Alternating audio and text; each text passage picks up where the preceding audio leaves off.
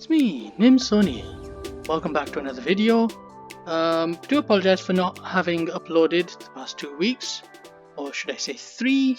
Technically, this is the end of the 3rd week. Then, yeah, I've been doing stuff. Not really much VR actually.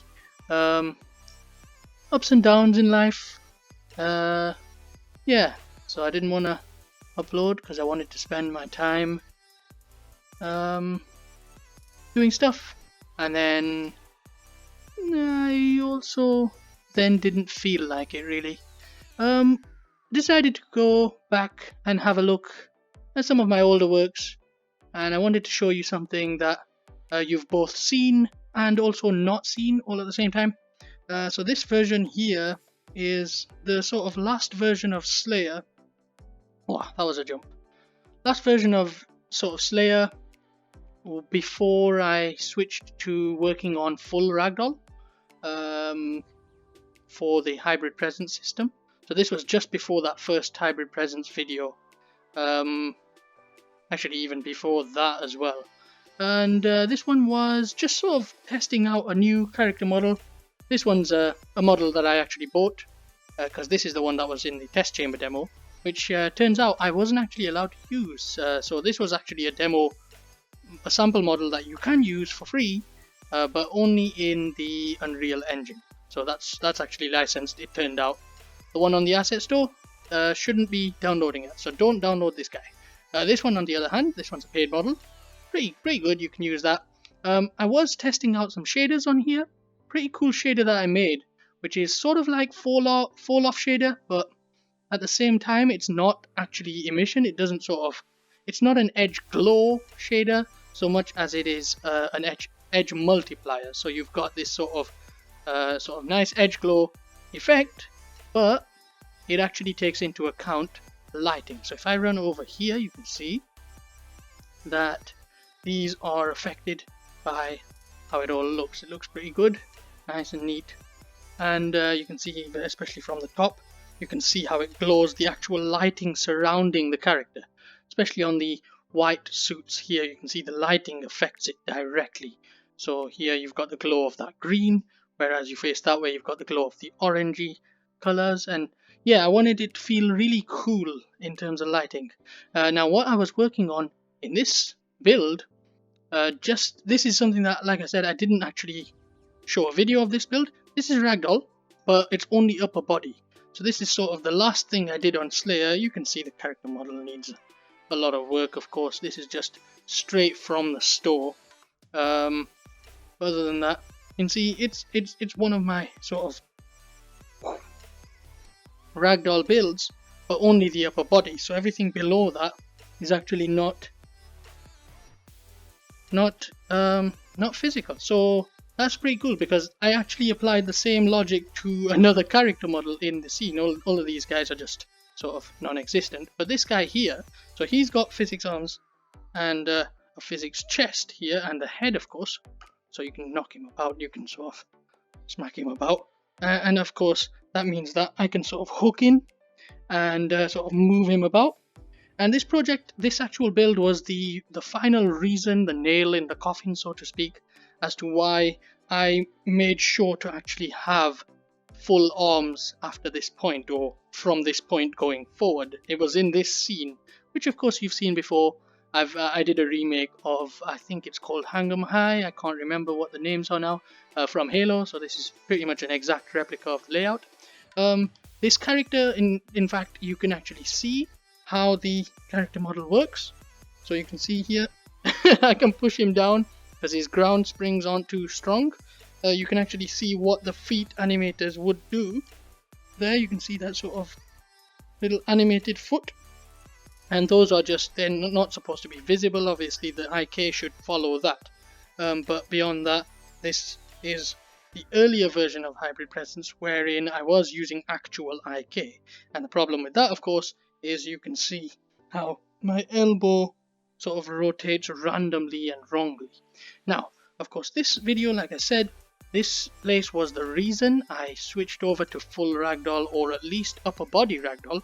That's because what was happening was when I was jumping in these. So I was testing this build out, and you can see that this is one of those things where you've got really fast motion. I have got really bad frame rates right now, but that's because, like I said, I've been recording on a pretty terrible recorder right now.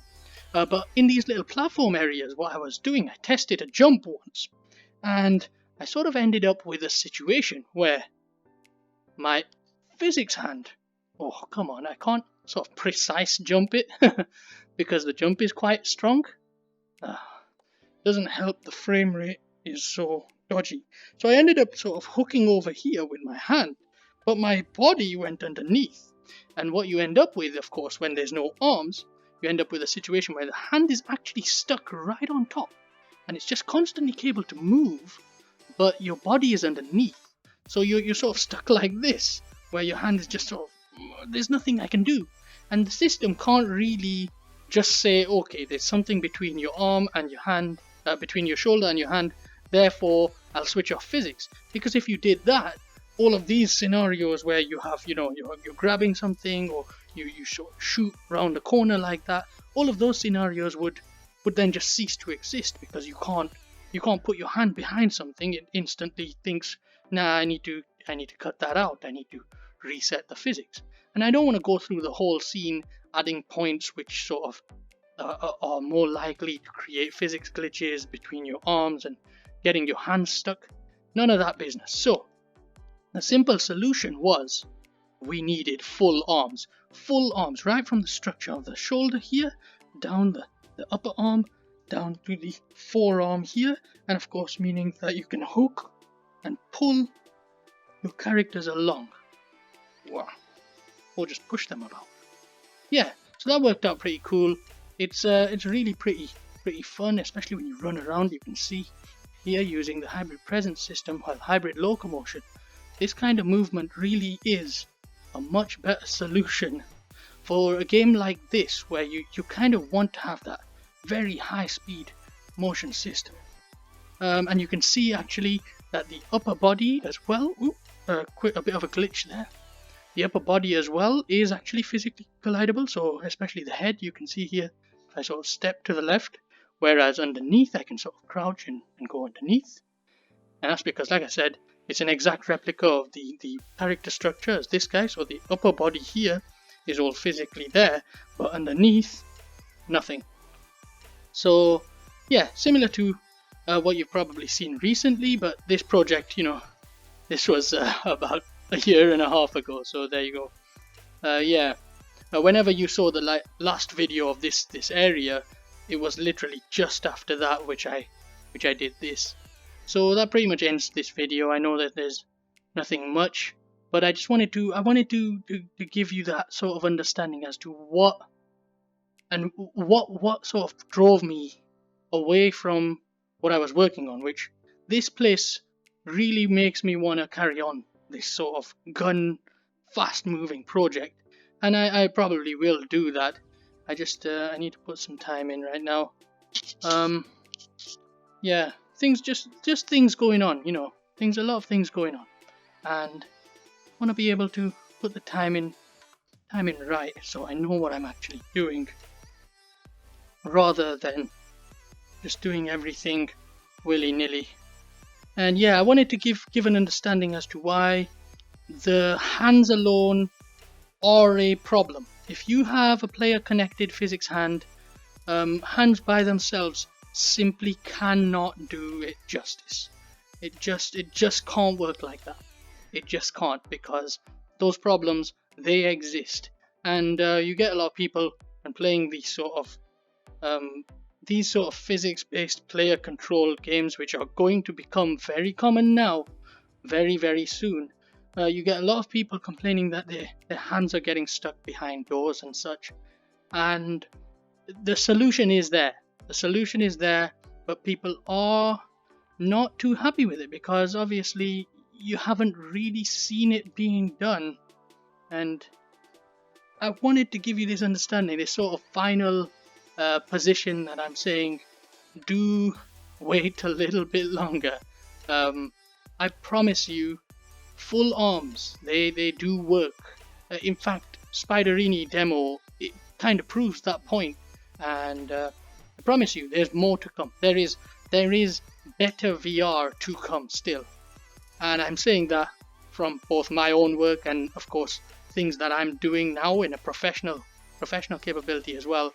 There are some awesome things to come. So, yeah, I just wanted to just sort of run around, and a little bit of a nostalgia trip for me personally, because pretty much it's this place. I remodeled it from scratch, so it's pretty cool to get to walk through this, especially with the sort of locomotion system. And I love to use this system. I don't know whether people prefer it now. I don't know.